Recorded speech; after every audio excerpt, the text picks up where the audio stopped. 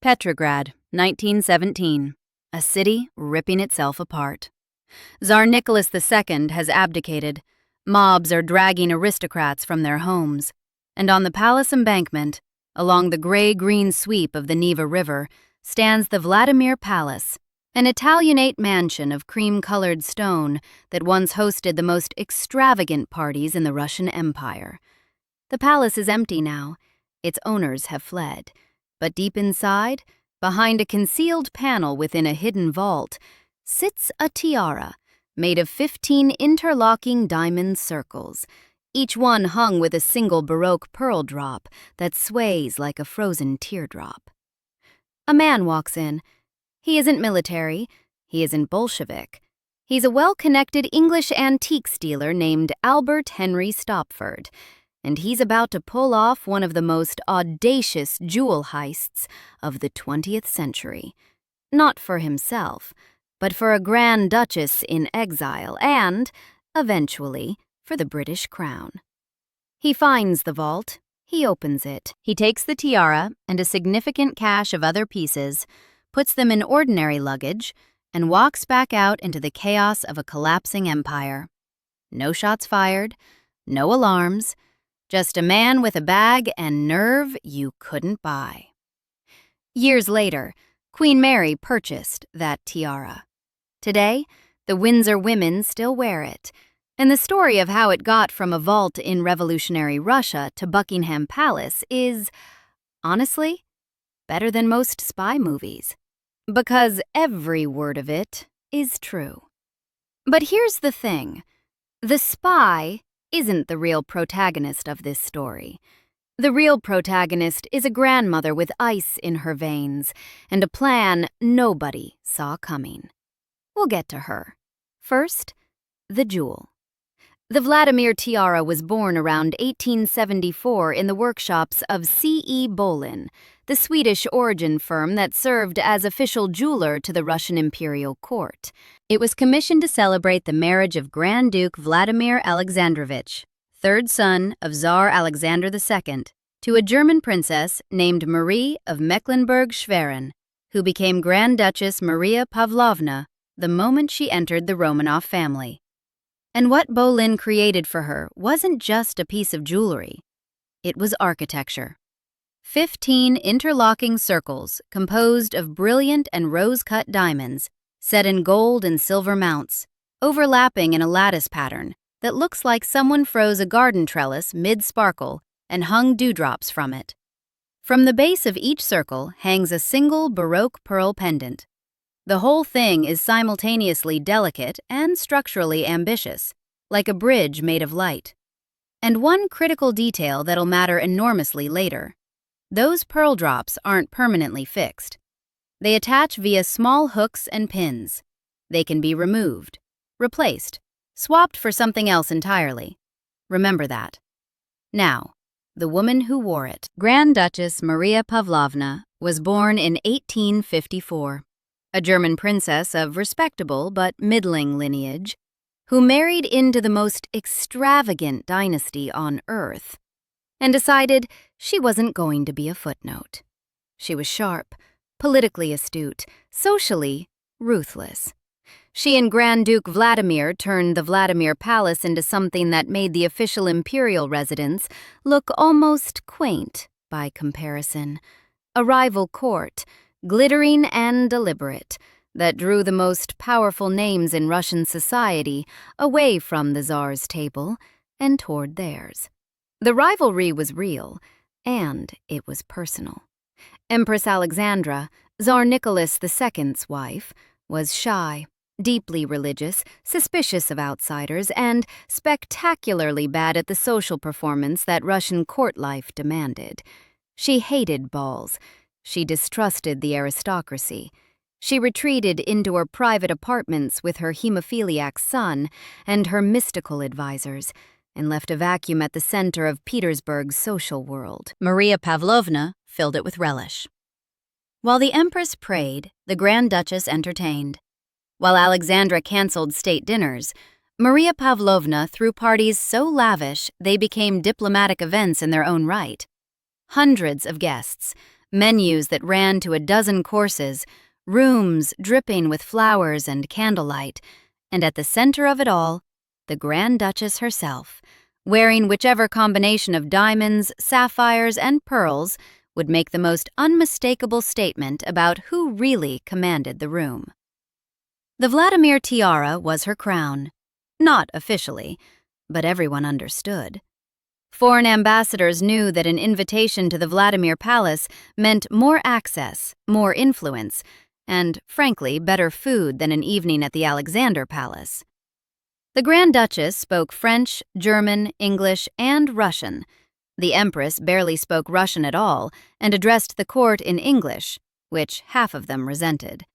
It wasn't a fair fight. Maria Pavlovna had built a parallel power structure inside the Romanov dynasty, a salon state within the imperial state, and the tiara was its centerpiece, its scepter, its visual shorthand for everything the official court was failing to be. Her husband died in 1909. She didn't retreat into widowhood. She got louder. Her children, Grand Dukes Kirill, Boris, and Andrei, and Grand Duchess Elena, had married into royal houses across Europe. Kirill would eventually claim the headship of the Romanov dynasty in exile. Elena married Prince Nicholas of Greece. The family network stretched from London to Athens to Stockholm, which meant that when everything collapsed, the Grand Duchess had contacts on every shore. That network would prove essential, not for saving her life, but for saving her jewels. So when the February Revolution erupted in March 1917, the calendar confusion comes from Russia's use of the Julian calendar, 13 days behind the rest of Europe. The Grand Duchess, now 62 and in declining health, faced an impossible choice. She could run, but she couldn't carry a jewelry collection that rivaled the crown's. A woman dripping in Romanov diamonds, trying to cross revolutionary Russia, wouldn't survive the first checkpoint. So she did the only thing that made sense. She locked her most valuable pieces, the Vladimir tiara chief among them, inside a concealed vault within the palace, left the city, and headed south toward the Caucasus, where a precarious community of Romanov refugees clung to the delusion that things might somehow reverse themselves. They didn't. She left the tiara in darkness, behind stone and steel, in a city that was burning. And that's where Albert Stopford comes in. Born around 1860 into a well-connected but not particularly wealthy English family, Stopford had built a career at the intersection of high society, the antiques trade, and, as declassified British intelligence files confirmed in 2009, the shadow world of espionage. He was, by profession, a dealer in fine art and jewels. By inclination, he was the kind of man who always seemed to be at the right party at the right time, who dined with Grand Duchesses, who spoke the right languages and asked the right questions, and whose exact role was never quite defined. One of those figures every era produces, charming, well-dressed, means unclear, always present when things get interesting. Was he a spy? Sort of. He wasn't a salaried officer of what would become MI6. He held no diplomatic title, but he operated as an intelligence asset, an informal agent whose social connections, linguistic skills, and ability to pass unnoticed through aristocratic circles made him invaluable for jobs that official diplomats couldn't touch. In modern intelligence parlance, he was something like a non-official cover operative, a civilian who could go places a man carrying a British diplomatic passport couldn't. He was already in Russia when everything fell apart. He had long-standing personal ties to the Romanov world. He knew the Grand Duchess personally. Whether she directly commissioned him to retrieve her jewels, or whether he acted on his own initiative with her tacit blessing, or whether the British government itself saw strategic value in securing Romanov assets before the Bolsheviks could claim them, nobody's ever definitively answered that question. Probably nobody ever will. What's clear is that sometime in 1917, in the chaotic window between the February Revolution and the Bolshevik consolidation of power in October, Stopford decided to walk into the Vladimir Palace and walk out with a fortune. So let's slow this down, because this is the scene, the one that turns a jewelry provenance story into a heist film. Picture the Vladimir Palace in that summer of 1917. Petrograd is sweltering. The white nights have the city locked in a perpetual twilight that makes everything feel unreal. The sun barely dips below the horizon before climbing again, and the streets never fully darken, which means the crowds never fully disperse. Gunfire cracks at odd hours. Soldiers who've deserted from the front wander in packs, armed and angry, looking for someone to blame. Factory workers march under red banners. Former servants loot the houses where they used to pour tea. And on the Palace Embankment, the Vladimir Palace sits in a kind of suspended limbo, not yet formally seized by the revolutionary authorities, but no longer occupied by its owners. The front doors may or may not be guarded. The staff is largely scattered. Inside, the rooms that once glittered with the candlelight of Maria Pavlovna's legendary parties are dark and still. Dust settling on the gilded furniture, portraits of dead Romanovs staring down from the walls at nobody. Into this walks Stopford. He had almost certainly been given access, a key, a combination, instructions on where to find the concealed vault by the Grand Duchess herself before her departure, or passed through her network of trusted contacts. This wasn't a blind burglary. It was an authorized retrieval conducted under the most dangerous possible conditions. The authorization came from the rightful owner, but the rightful owner was a Romanov.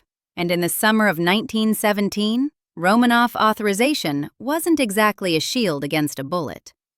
The popular version of the story, repeated across royal jewelry histories for a century, holds that he disguised himself as a workman to avoid attracting attention in a city where well-dressed foreigners were targets of revolutionary violence.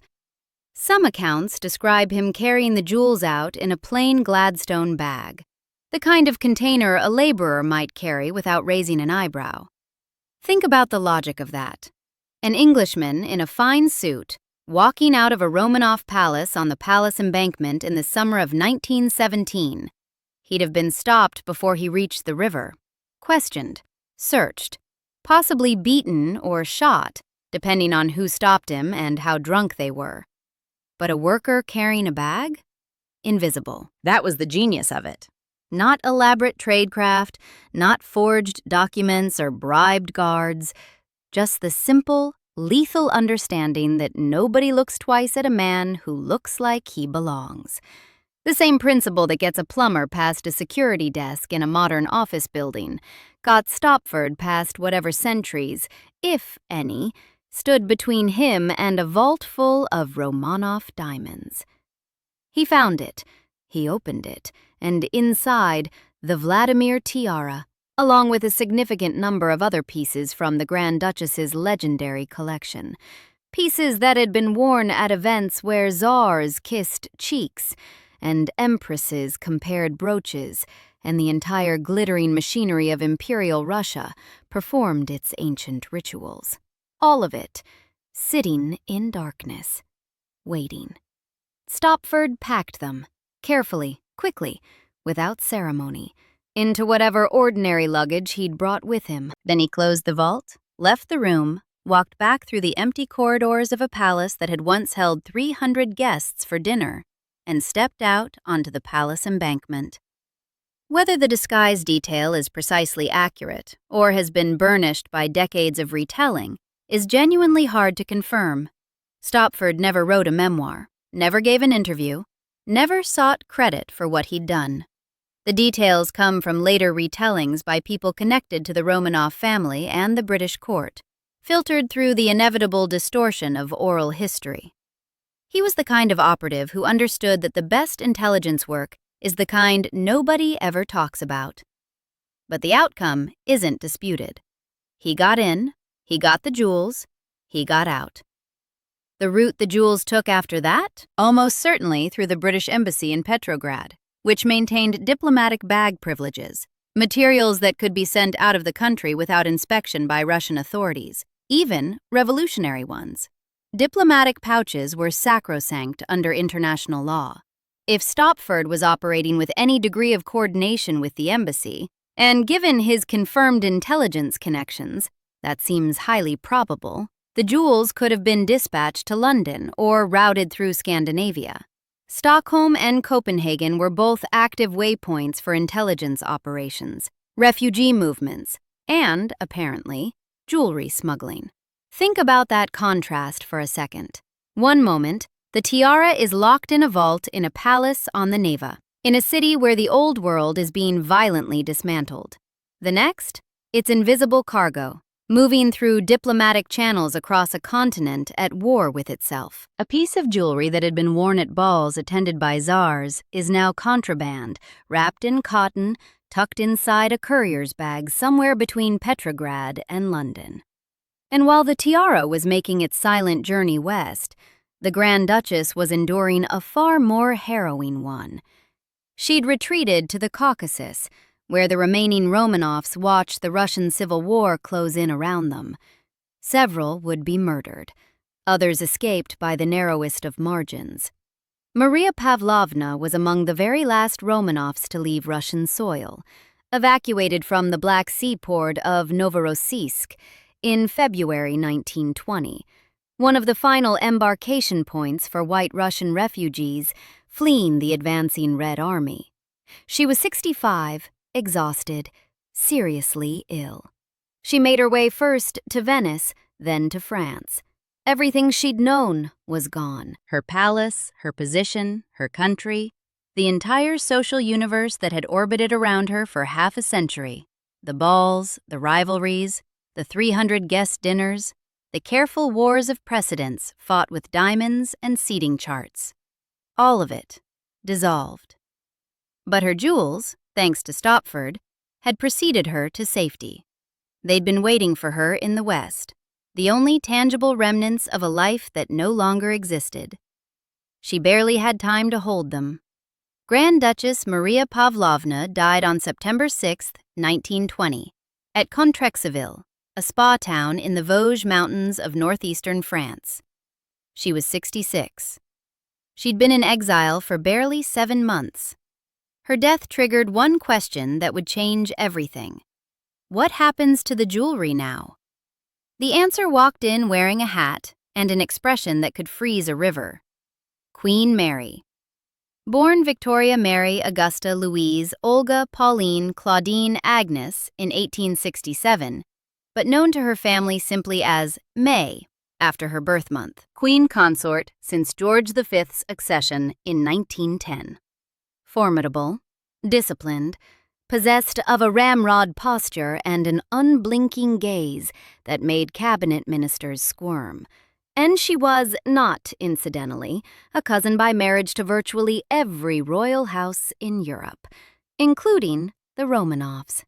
She had seen the Vladimir tiara in person, worn by Maria Pavlovna at the state functions and family gatherings that had bound European royalty together before the war tore it all apart.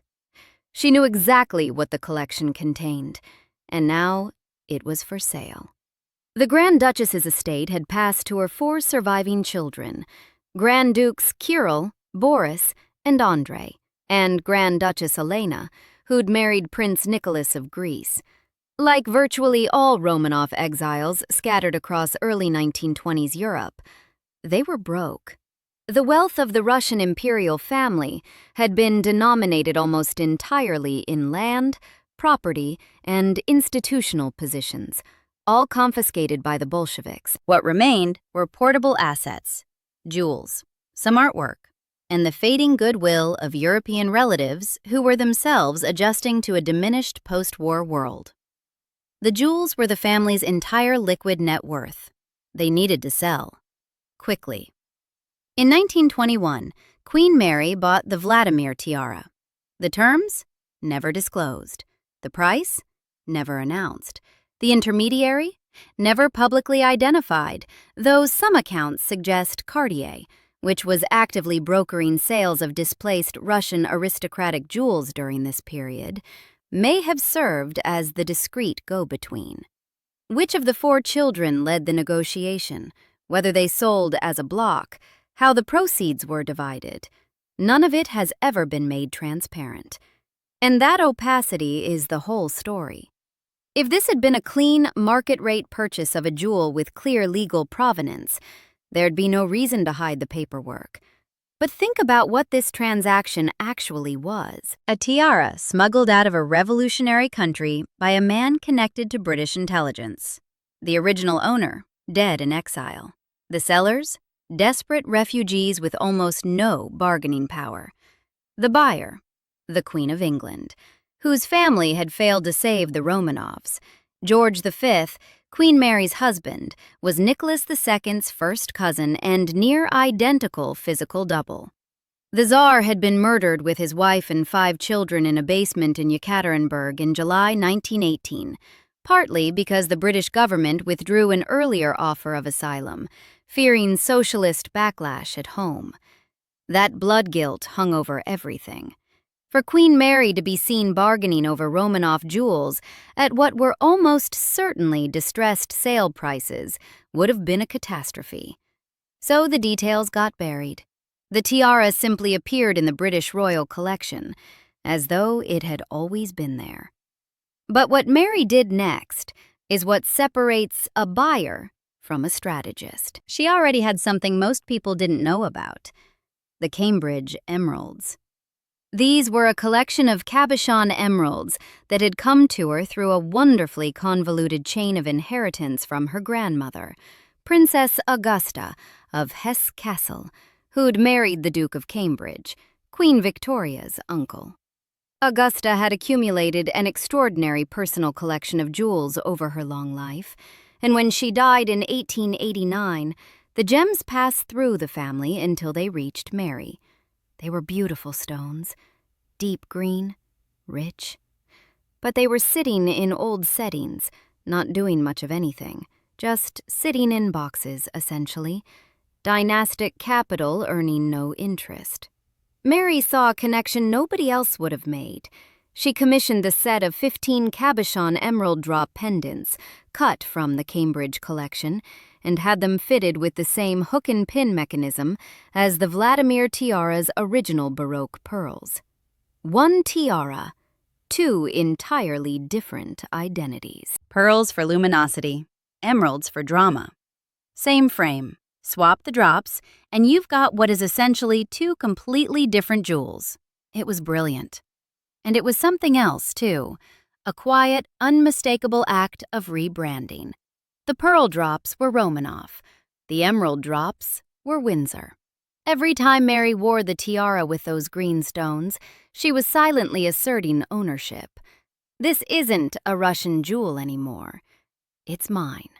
She'd taken one inheritance that wasn't doing anything and fused it with another that she'd just acquired, creating something more valuable than either piece alone.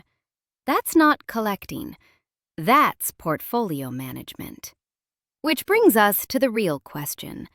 Who was Queen Mary, actually? For decades, really for most of the 20th century, her reputation as a collector has been framed somewhere between eccentric and pathological. The stories are famous, and they're specific. She'd visit aristocratic homes, pause before a particular piece of jewelry or decorative object, admire it at length with that steady, unblinking gaze, and simply wait. The implication was unmistakable, even if the request was never technically made. One does not refuse a queen. Certain hosts reportedly started hiding their valuables before receiving word that Queen Mary would be paying a visit. The word kleptomaniac has been stuck to her name for so long, it's practically part of her title. And the anecdotes? They're almost too good. She'd pick up a piece of Fabergé at a country house, turn it over in her gloved hands, admire it warmly, and then simply not put it down. Just hold it, chatting pleasantly about the weather or the garden, the Fabergé egg resting in her palm like it had already been gifted. What's the hostess supposed to do?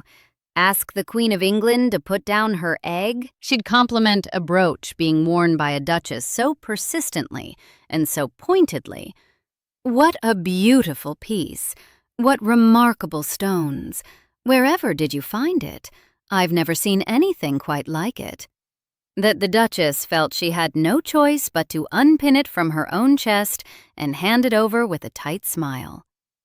There are stories of aristocratic families sending aides ahead to strip display cases bare before one of Mary's visits, because the alternative, the slow, polite, excruciating ritual of admiration, followed by the silent expectation of surrender, was just too exhausting to endure.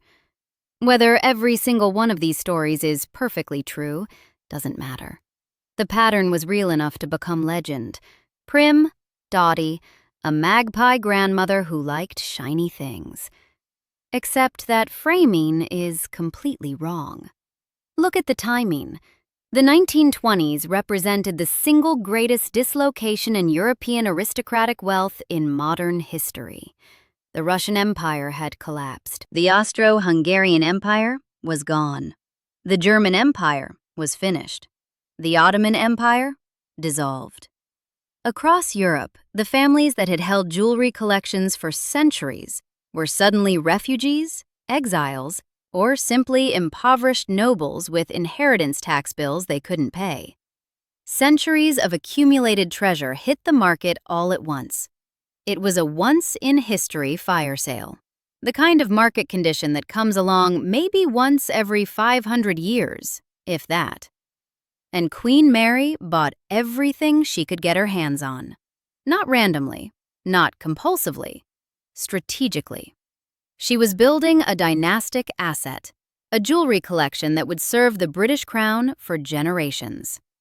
The Vladimir tiara wasn't an impulse buy. It was an investment, acquired at precisely the moment when the most extraordinary pieces in European history were available at prices that would never be seen again. She understood something that the gossip columnists mocking her sticky fingers completely missed. These jewels weren't vanity. They were infrastructure.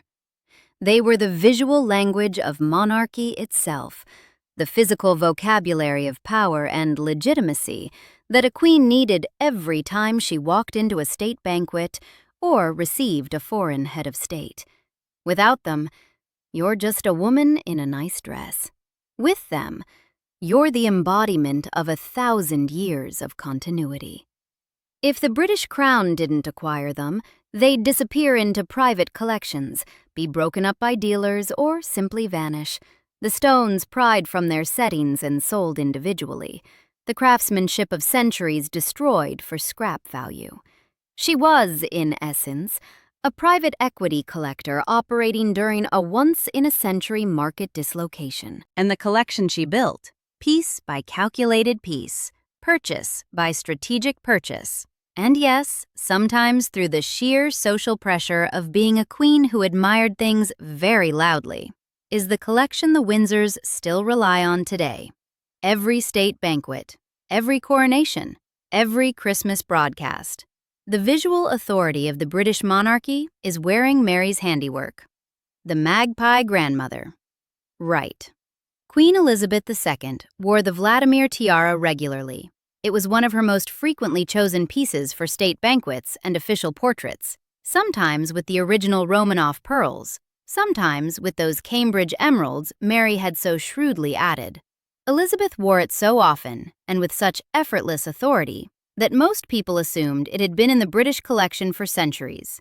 That was rather the point, and the tiara's past still reaches into the present, still causes headaches in rooms where people worry about such things. When preparations began for Queen Camilla's coronation in May 2023, the question of which crown and which jewels she'd wear became politically fraught in ways nobody outside the palace had fully anticipated. The Koh-i-Noor diamond, long set in the Queen Mother's crown, was ruled out after India, Pakistan, and other nations renewed demands for its return.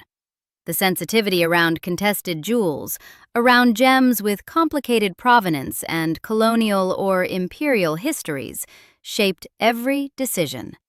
In the end, Camilla was crowned with a repurposed historic crown, the entire selection process shadowed by the uncomfortable reality that almost every major piece in the royal collection carries a story that someone, somewhere, would rather not have told publicly. A tiara smuggled out of Bolshevik Russia by a British intelligence asset? In 2023, with Russia dominating headlines for entirely different reasons, you can see why the palace might prefer to keep the Vladimir tiara's origin story quiet. But quiet doesn't mean forgotten, and it definitely doesn't mean clean. That tiara sits in the royal collection right now. 15 interlocking diamond circles, interchangeable pearl and emerald drops, smuggled out of a collapsing empire in a plain bag by a man whose name most people have never heard. Purchased by a queen whose strategic genius was disguised as eccentricity for a century. Worn by Elizabeth II at state banquets while world leaders sat across from her, not knowing they were admiring the proceeds of a 100-year-old heist. Millions of people have seen it on the Queen's head and thought, how regal, how proper, how traditional. None of them knew it got there because a spy walked into a palace during a revolution and a grandmother outplayed everyone in the room. The British royal collection isn't inherited grandeur, it's assembled power, piece by calculated piece. And Queen Mary, not the spy, not the Grand Duchess, not the revolution, is the reason it exists. Subscribe for more stories like this.